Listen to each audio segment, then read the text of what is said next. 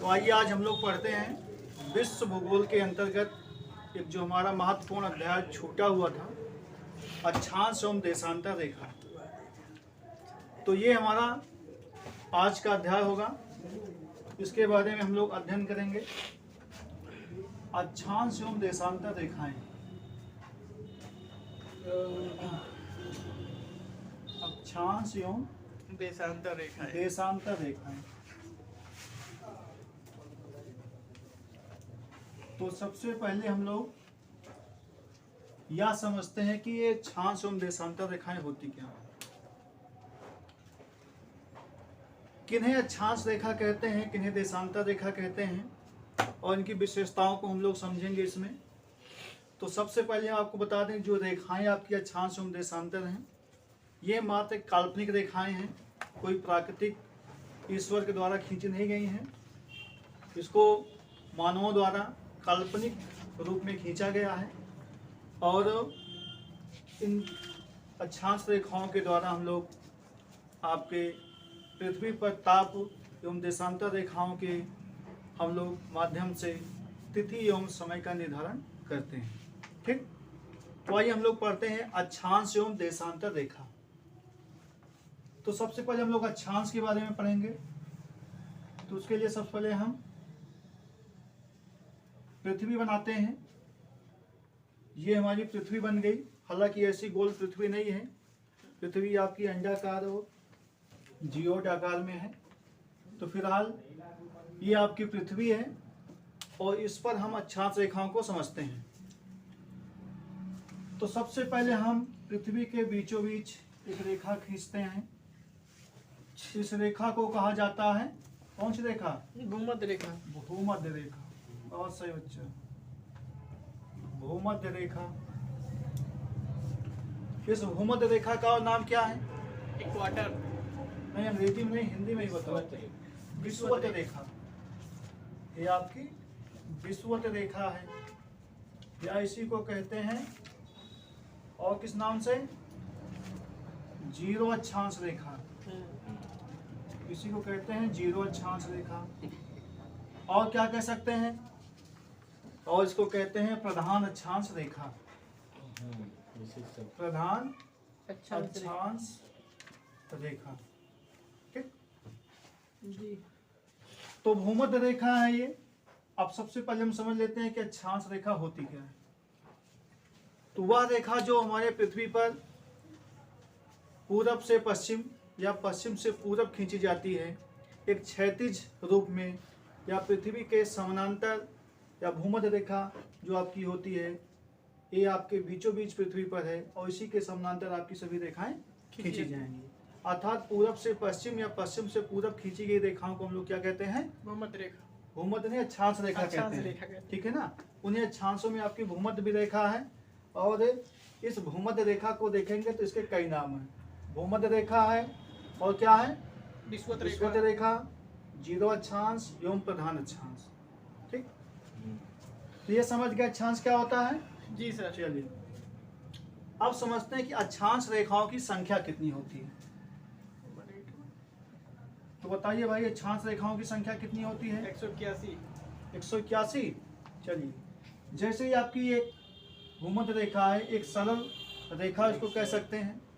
तो एक सरल रेखा पे अधिकतम कोण कितना बनता है? 180। 180 अंश। ठीक है ना। तो इसीलिए आपके रेखाओं की संख्या कितनी हो गई? 180, और प्लस आपके भूमध्य रेखा हो गई। ठीक है ना। इसीलिए क्या होता है? 180 प्लस 1, अर्थात आपकी कितनी संख्या हो गई टोटल? 181। यानी अक्षांश रेखाओं की संख्या कितनी है? 181। नारायण भाई बोल नहीं रहे हो आज? तो 181 आपकी हो गई। कहीं कहीं 179 रहते हैं क्या? 79 नहीं भाई, 80 हो सकता है, लेकिन क्योंकि भूमध्य रेखा को एक ऊपर वाला एक नीचे वाला नहीं घटेगा नहीं भाई। अब जैसे यहाँ हम जाएंगे, इसे मान लीजिए अभी, तो 90 अंश का कोण बनेगा ना इसमें। तो एक अक्षांश यहाँ होगा, 2 3 4 ऐसे करते हुए आपको 90 तक जाएगा। तो 90 ऊपर हो गया, एकदम जब पहुंचेगा तो क्या? तो 90 ही होगा। ठीक है ना। 90 आपका डिग्री वाला होगा। आप जितना ऊपर जाते जाओगे वो सीधा ही रहेगा, टेढ़ा हाँ। थोड़ी होगा। ऐसे नीचे आएंगे तो 90 आपका इधर आएगा। ये पूरा एक वृत्त बनता है इसे, ठीक है ना। ऐसे वो सबसे छोटा वृत्त बनेगा वो अलग बात है, लेकिन एक ऐसे वृत्त बनता है, ठीक है ना। तो इसी को कहते हैं अक्षांश रेखा। तो संख्या पता चल गई अक्षांश रेखा। अब समझते हैं कि जो आपके अक्षांश रेखाएं होती हैं इनके मध्य की दूरी कितनी होती है। 111। हाँ, आपने सही बताया, 111 किलोमीटर की दूरी होती है। दो अक्षांशों के बीच की दूरी। हाँ, दो अक्षांशों के बीच की दूरी क्या होती है, 111 किलोमीटर, ठीक है ना। यानी आपके अक्षांशों के मध्य या दो अक्षांशों के मध्य दूरी आपकी होती है 111 किलोमीटर, ठीक। अब जैसे हम एक अक्षांश से दो अक्षांश पर जाएंगे तो हमें 111 किलोमीटर तय करना पड़ेगा, ठीक है ना। इस बीच के गैप को हम लोग क्या कहते हैं, इसको हम लोग कहते हैं एक जोन, ठीक है। जोन इसको कहा जाता है। दो अक्षांशों के मध्य की दूरी को क्या कहते हैं, जोन कहा जाता है। अब दूसरी बात आती है कि दो अक्षांशों के मध्य जो दूरी 111 किलोमीटर की हर जगह समान होती है कि असमान होती है। तो ये जो दूरी है हर जगह समान होती है, यानी दो अक्षांश के मध्य जो 111 किलोमीटर की दूरी है वो हर स्थान पर एक समान होगी, ठीक है ना। दूसरी बात अब आपका आएगा कि ये जो वृत्त बनता है आपके अक्षांश रेखाओं से, तो आपसे पूछा जाता है कि सबसे बड़ा वृत्त कौन सा बनता है। भूमध्य रेखा। तो हाँ, जो कि यहाँ पे पृथ्वी उभरी हुई है, यही आपका भूमध्य रेखा वाला सबसे बड़ा वृत्त बनेगा। तो सबसे बड़ा वृत्त कौन होता है आपका, भूमध्य रेखा वाला, ठीक है ना। बड़ा वृत्त आपका हो गया 0 अक्षांश वाला। 0 अक्षांश आपका सबसे बड़ा वृत्त हो गया। इसके बाद पूछेगा सबसे छोटा वृत्त कौन सा बनता है अक्षांश रेखाओं में। तो अक्षांश रेखाओं में जो सबसे छोटा वृत्त बनता है वो आपका बनता है ये वाला 90 डिग्री वाला, जो दोनों ध्रुवों पे आपके बनता है, ठीक है ना। तो 90 अंश वाला अक्षांश है, ये सबसे छोटा अक्षांश वृत्त होता है, ठीक, जो कि कहाँ पे बनता है, आपके ध्रुवों पे बनता है, ठीक। तो सबसे छोटा आपका होता है 90 अंश। सबसे छोटा आपका वृत्त जो बनता है या अक्षांशीय वृत्त आपका बनता है वो आपका बनता है 90 अंश वाला, ध्रुवों पर दोनों साइड में, ठीक। तो ये आपका हो गया अक्षांश रेखाएं। अब सबसे बड़ा सवाल ये उठता है कि अक्षांश रेखाओं का महत्व क्या है, इनका उपयोग सर्वाधिक किस क्षेत्र में या किस लिए किया जाता है। तो अक्षांश रेखाओं का जो महत्व है या जो इनका प्रयोग किया जाता है वो आपका है ताप कटिबंध के निर्धारण में। अभी हम लोग अगर अध्याय पढ़ेंगे ताप कटिबंध तो उसमें और अच्छे से समझेंगे। तो ताप कटिबंधों के निर्धारण में अक्षांश का प्रयोग किया जाता है। जैसे होता है ना कि ये भूमध्य रेखा है, यहाँ पे अत्यधिक ताप होता है, यहाँ भूमध्य रेखा के आसपास क्षेत्रों को भूमध्य रेखीय प्रदेश कहते हैं। फिर आपका समशीतोष्ण ऐसे शीत प्रदेश आता है ना। तो इसी के माध्यम से हम लोग क्या करते हैं, ताप कटिबंधों का निर्धारण करते हैं। किसके माध्यम से, अक्षांशों के माध्यम से, ठीक। चलिए ये आप समझ गए। एक बार इसको डिवीजन मार के फिर हम लोग चलते हैं देशांतर रेखाओं पर। तो अक्षांश रेखाएं कौन सी होती हैं, जो पूरब से पश्चिम या पश्चिम से पूरब खींची जाती हैं। इनकी संख्या कितनी होती है, 181। दो अक्षांशों के मध्य दूरी कितनी होती है, 111 किलोमीटर। इसको क्या कहते हैं, जोन कहते हैं। सबसे बड़ा अक्षांश वृत्त कौन सा है, विषुवत रेखा। हाँ ठीक है, विषुवत रेखा या 0 अक्षांश। और सबसे छोटा अक्षांश वृत्त कौन सा है, 90 अंश, ठीक। इसका निर्धारण किसमें किया जाता है, प्रयोग इसका ताप कटिबंधों के निर्धारण में, ठीक। अब हम लोग समझते हैं देशांतर रेखाओं को। कर्क रेखा मकर रेखा बता दे। कर्क रेखा मकर रेखा आपको बताएंगे जब आपको बताएंगे पृथ्वी की गतियों, मतलब वाला मार्कर भी यूज करें। हाँ भाई, क्योंकि भूल गए आज मार्कर नया आया है।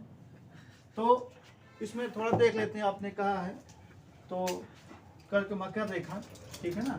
तो ये तो आपकी भूमध्य रेखा हो गई, आप जानते हैं। ये आपका जो 23.5 अंश होता है, गड़बड़ मार्कर मिला है क्या भाई, ठीक है ना। चलिए, तो जो 23.5 अंश आपका उत्तरी अक्षांश होता है, इसको क्या बोलते हैं, कर्क रेखा बोलते हैं। जो 23.5 अंश आपका दक्षिणी होता है इसको मकर रेखा बोलते हैं। ठीक, और जो 66.5 अंश आपका उत्तरी अक्षांश होता है इसको बोलते हैं आर्कटिक वृत्त। इसे 66.5। हाँ, ये आपका है आर्कटिक वृत्त, ये आपका है कर्क वृत्त, ये आपका है मकर वृत्त। ये भी पूछ सकता है मकर वृत्त कौन सा है, तो 23.5 दक्षिणी, 23.5 उत्तरी आपका कर्क और 66.5 उत्तरी आपका आर्कटिक वृत्त, और 66.5 अंश आपका दक्षिणी क्या कहलाता है, अंटार्कटिक वृत्त। अंटार्कटिक वृत्त आपका होता है, इसी को अंटार्कटिक रेखा भी कहते हैं। तो ये आपका हो गया कर्क रेखा 23.5 उत्तर, मकर 23.5 दक्षिण, आर्कटिक 23.5 और 66.5 उत्तर, और अंटार्कटिक 66.5 दक्षिण। ठीक, ये आपकी हैं कर्क मकर रेखाएं। अभी हम लोग इसका अलग से चैप्टर उसको अच्छे से पढ़ेंगे वहां पर। अब यहाँ पे समझते हैं हम लोग देशांतर रेखाओं को, कि जैसा आपने देखा कि आपकी जो अक्षांश रेखाएं ये पूरब से पश्चिम खींची जाती हैं। ठीक, तो ये आपका उत्तर है जिसे हम नॉर्थ कहते हैं, ये आपका साउथ है। ठीक, तो बोलो ना भाई क्या हुआ। चलिए, तो यहाँ पर देखेंगे हम लोग, अब देशांतर रेखाओं को देखते हैं। तो देशांतर रेखाएं वह होती हैं जो आपके पृथ्वी पर उत्तर से दक्षिण खींची जाती हैं। कहाँ से? उत्तर से दक्षिण या दक्षिण से उत्तर खींची जाती हैं, उनको हम लोग कहते हैं देशांतर रेखा। अब ये आपके उत्तरी ध्रुव है, ये आपका दक्षिणी है, अर्थात इसमें हम ये भी कह सकते हैं कि दोनों ध्रुवों को मिलाने वाली रेखा को क्या कहते हैं, देशांतर रेखा कहते हैं। हाँ, लेकिन ये देशांतर रेखाएं वृत्त नहीं बनाती हैं, यहाँ से आरंभ होती हैं, यहाँ पे आके समाप्त हो जाती हैं, और यहाँ से फिर आपकी जाती हैं। ठीक है ना, तो ऐसे होती हैं ये, यहाँ ध्रुवों से चालू होती हैं, यहाँ चलती हैं, ऐसे आती हैं आपके दक्षिणी ध्रुव तक, ऐसे, और एक अर्थात दोनों ध्रुवों को मिलाती हुई खींची जाती हैं। ये यही आपकी होती है देशांतर रेखा। हाँ, ये आपके खरबूजा जैसे बन गया। अब बीच में हम इसको भूमध्य रेखा को रखते हैं, अभी काम देगा ये। ठीक है ना, ये 0 अक्षांश की भूमध्य रेखा है। तो ये आपका ग्लोब जैसे बन गया। यही आपकी देशांतर रेखाएं होती हैं जो आपके उत्तर से दक्षिण या दक्षिण से उत्तर खींची जाती हैं, या फिर आपके दोनों ध्रुवों को मिलाने वाली होती हैं। इसी को हम लोग कहते हैं देशांतर रेखा। ठीक, अब देखते हैं देशांतर रेखा की संख्या कितनी होती है। तो देशांतर रेखा की जो संख्या होती है, आप जानते हो कि एक गोले में अधिकतम कोण कितना बनता है, 360 ना। तो इसीलिए यहाँ पे जो इनकी संख्या हो सकती है आपकी कितनी अधिकतम हो, 360। तो देशांतर रेखाओं की संख्या कितनी होती है आपके, 360। दूसरा मार्कर कहाँ गया भाई, लाल वाला मार्कर दो, लाल में एक और था जो। थोड़ा चेक कर। चलिए, तो ये आपका होती हैं, चलने लगा भाई। तो ये आपकी संख्या होती है 360। ठीक है ना, और 360 में आप देखेंगे तो क्या हुआ, ब्लैक ही दिख रहा है। चलिए कोई बात नहीं, लाल है ब्लैक दिखे जैसे भी है। तो 360 आपका होता है देशांतर रेखाओं की कुल संख्या। ठीक, अब देशांतर रेखाओं की संख्या हमें पता चल गया। अब दूसरा यहाँ पे देखते हैं बच्चों, ध्यान दो इधर। तो संख्या कितनी हो गई, 360। अब देखते हैं कि दो देशांतर के मध्य दूरी कितनी होती है। जी, तो दो देशांतर के मध्य जो आपकी दूरी होती है वो आपकी होती है 111 किलोमीटर। यहाँ पे दो दूरियां होती हैं, अधिकतम दूरी होती है और न्यूनतम दूरी होती है। ठीक है ना, अधिकतम दूरी और न्यूनतम दूरी। अब बताओ अधिकतम दूरी कहाँ पर होगी दो देशांतर के मध्य। अधिकतम दूरी देखो यहाँ पे जहाँ रेखाएं आपकी चल रही हैं, ठीक है ना, तो यहाँ पर सब पास पास हैं। हाँ जैसे जैसे आ रही हैं यहाँ पे फैल रही हैं, हाँ। तो सबसे अधिक दूरी कहाँ पर है, 0 अक्षांश पर, यानी भूमध्य रेखा पर इनके मध्य सर्वाधिक फैलाव है, उनके मध्य सर्वाधिक दूरी है। तो इनका जो सर्वाधिक दूरी होती है आपकी 111.32 किलोमीटर। ठीक, और कहाँ पर होती है आपके, भूमध्य रेखा पर। ठीक है ना, तो दो देशांतर की मतलब अधिकतम दूरी कितनी हो गई? 111.32 किलोमीटर। कहाँ पर होती है? भूमध्य रेखा पर होती है। अब इनके मध्य न्यूनतम दूरी कहाँ पर होगी? एकदम वही तो पॉइंट एकदम पॉइंट पे है आपके पोल पर दोनों, ठीक है ना, हाँ, जहाँ से चलती हैं, अर्थात ध्रुवों पर इनके मध्य सर्वाधिक दूरी होगी। तो सर्वाधिक न्यूनतम दूरी होगी, तो न्यूनतम दूरी कितनी हो सकती है वहां पर? हाँ, 0 होगी, शून्य। ठीक है ना। इनके मध्य न्यूनतम दूरी होती है 0, और कहाँ पर? ध्रुवों पर आपकी होती है, ठीक है ना। तो दो देशांतर के मध्य न्यूनतम दूरी आपके ध्रुवों पर होती है, 0 होती है, और अधिकतम दूरी 111 किलोमीटर 111.32 किलोमीटर आपके भूमध्य रेखा पर होती है, ठीक। अब हम लोग देखते हैं कि दो देशांतर के मध्य जो ये दूरी है इसको कहते क्या है। तो मध्य की दूरी को क्या कहते हैं? इसके मध्य की बताइए भाई, दूरी को हम लोग कहते हैं गोरे। हाँ गोरे। क्या कहते हैं? गोरे। गोरे, काले गोरे वाला आपका गोरे होता है, ठीक है ना। हाँ, तो इसको कहते हैं गोरे, दो देशांतर के मध्य की दूरी को। अब दूसरी बात यहाँ पे आपका आता है कि देशांतर का जो काम है क्या है? तो देशांतर का दो काम है, समय निर्धारण एवं तिथि निर्धारण में, ठीक है ना। पूरे विश्व में समय एवं तिथि का निर्धारण जो होता है वो आपके देशांतर रेखाओं के माध्यम से होता है। और वो कैसे होता है उसको हम लोग ऐसे समझते हैं। अब जैसे मान लीजिए इसमें माना गया भाई काल्पनिक रेखाएं यही हैं, तो इसमें एक जीरो देशांतर मानी गई है, ठीक। इसको हम मान लेते हैं ये हमारी जीरो देशांतर है, ठीक है ना। ये हमारी जीरो देशांतर है, और जीरो देशांतर जो आपकी खींची गई है इसको माना गया है लंदन में। लंदन के ग्रीनविच उनकी वेधशाला एक शहर है, उन्हीं वेधशाला से यह रेखा गुजरती है, इसीलिए जीरो देशांतर को क्या कहते हैं? ग्रीनविच रेखा भी कहते हैं, ग्रीनविच रेखा, ठीक है ना। हाँ, तो ये आपका ग्रीनविच रेखा है, जीरो देशांतर है, या प्रधान देशांतर इसको कहते हैं, ठीक। ये आपकी जो है वो आपकी एक ही बार काउंट होती है, दो बार नहीं होती है, तो जीरो है। अब इस जीरो के ठीक पीछे कौन सी रेखा होगी? भाई जो वृत्त बन रहा 360 का, तो इसके ठीक पीछे कौन सी रेखा होगी? वो भी जीरो नहीं, वो 180 होगी, आधे पे जाके गिरेगी, तो ये हमारी हो जाएगी 180 अंश देशांतर, ठीक। अब ये 180 अंश है, तो इसी के द्वारा हम लोग तिथि निर्धारण करते हैं। अब हम जैसे जीरो से 180 अंश तक पूरब की ओर को हम लोग पूर्वी गोलार्ध कहते हैं, और जीरो से 180 अंश तक पश्चिम दिशा में उसको हम पश्चिमी गोलार्ध कहते हैं। तो जब हम जीरो रेखा से पूरब की ओर आएंगे तो हर देशांतर पे हमारा 4-4 मिनट क्या होता है? प्लस होता है, ठीक। और जैसे हम जीरो देशांतर से पश्चिम की ओर जाएंगे तो जीरो जीरो क्या होता है कि एक देशांतर पर 4 मिनट का आपका माइनस होता है। यानी पूरब की ओर आएंगे 4 मिनट आपका प्लस होगा, और पश्चिम की ओर जाएंगे 4 मिनट हमारा माइनस होगा, ठीक।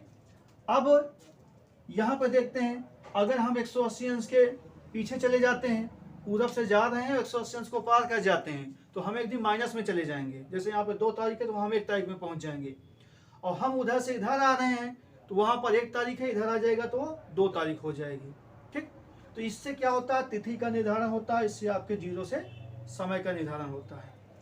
अब जैसे जैसे हम पूरब की ओर आते हैं 4-4 मिनट हमारा प्लस होता है, ठीक है ना। अब लेकिन यही पीछे जाएंगे तो माइनस आपका 4 मिनट होगा। तो इसमें एक सवाल बनता है आपका, जो आपके यहाँ पूछा जाता है, साधारण प्रश्न ये बनता है कि लंदन से भारत का समय कितना आगे है, ठीक है ना। तो हाँ, 5.5 घंटा, ठीक है ना, क्योंकि लंदन जीरो पे है, और जो हमारा मानक समय कितना है? 82.5 अंश है, ठीक है ना। 82.5 अंश जो आपका है, इसमें अगर हम निकालेंगे 4 मिनट गुणा करके तो आपका लगभग कितना आएगा? 5.5 घंटा आएगा। तो भारत से जो उनका समय है 5.5 घंटा पीछे है, या लंदन से हमारा समय 5-5.5 घंटा आगे है। तो प्रश्न बनता है लंदन में 10 बज रहे हैं तो भारत में कई बज रहा होगा, उसी के अनुपात में उसको हम निकाल सकते हैं। यही साधारण सवाल बनता है। और ज़्यादा कठिन अगर सवाल बनता है तो सवाल ये बनता है कि आपको दे देगा कि 10 अंश पूर्वी देशांतर पर, पूर्वी पर कितना बज रहा है? 10 बज रहा है, यानी 10 आपका AM हो रहा है, ठीक है ना। तो आपके 10 पश्चिम में कितना बज रहा होगा? निकाल पाओगे इसको? तो 10 पश्चिम में कितना बज रहा होगा?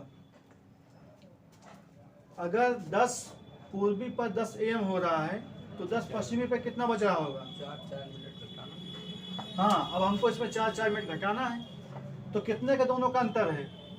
पहले हम यहाँ 10 से कहाँ आएंगे? 0 पे आएंगे, फिर 0 से और 10 पीछे जाएंगे। टोटल अंतर कितना हो रहा है? 20 का हो रहा है। तो 20 गुणे हम लोग क्या कर देंगे? 4 कर देंगे। तो कितना आ जाएगा? 80 मिनट आ जाएगा। ठीक है ना? इसका मतलब यहाँ पे 10 AM हो रहा है, तो यहाँ पे कितना हो रहा होगा? 1 घंटा 20 मिनट उसमें घटा देते हैं, तो वहाँ पे क्या हो रहा होगा आपका? 1 घंटा 20 मिनट घटाने पर 10 में से 10 बजे में 1 घंटा 20 में घटाना है। हाँ, 40। तो 8:40 AM हो रहा होगा आपका। ठीक है ना? ऐसे ही इससे समय निकाला जाता है आपका और सेट किया जाता है, और तिथि आपकी 180 अंश से निकाली जाती है। इसीलिए इसको बोलते हैं अंतरराष्ट्रीय तिथि रेखा। आपसे पूछेगा अंतरराष्ट्रीय तिथि रेखा कौन सी है, तो 180 अंश देशांतर को अंतरराष्ट्रीय तिथि रेखा कहते हैं। ये 2 बार काउंट होती है। ये भी पूछ सकता है कि कौन सी देशांतर रेखा जो 2 बार काउंट होती है। 180 अंश है, क्योंकि हम 0 से जाएंगे तो 180 पे पहुंचेंगे, उधर से भी आएंगे तभी 180 पे पहुंचेंगे, इसलिए 2 बार काउंट होती है। ठीक है ना? और अगला प्रश्न इसमें बनता है आपका कि वह कौन सी देशांतर रेखा जो टेढ़ी खींची गई है। बीचों बीच वाली है ना। तो आपकी यही 180 अंश है जो कि आपकी टेढ़ी खींची गई है। वो क्यों खींची गई है? ताकि एक देश में 2 तिथियां ना हों। तो जिस देश से रेखा गुजरती है तो उसको 2 भागों में बांट देती, तो आधे देश में दूसरी तारीख होती और आधे देश में दूसरी तारीख होती। इसीलिए इसको आपको टेढ़ी खींचा गया है। तो कौन सी रेखा है? 180 अंश वाली। ठीक है ना? ये बात आप समझ गए होंगे। यही आज आपका था अक्षांश एवं देशांतर रेखाएं। तो ये टॉपिक को ज़्यादा खास आपको नहीं लगा होगा, अगर जानते रहे होंगे तो। नहीं जानते थे तो बहुत कठिन लगा होगा। ये याद रखिएगा कि हमारा जो टाइम है वो 5.5 घंटा आगे है लंदन से। इसी को ग्रीनविच रेखा कहते हैं, इसी को जीरो देशांतर कहते हैं, इसी को प्रधान अक्षांश कहते हैं, और इसी को अंतरराष्ट्रीय समय रेखा भी कहते हैं, जिसे आप GMT कहते हैं। ठीक है ना? तो अंतरराष्ट्रीय समय रेखा आपकी जीरो देशांतर है। अंतरराष्ट्रीय तिथि रेखा आपकी कौन सी है? 180। तेज बोलो भाई, खाने वाले हैं क्या? 180 180 अंश पूर्व देशांतर आपकी। ठीक है ना? ये पूर्वी पश्चिमी दोनों में आपका आता है, मध्य में।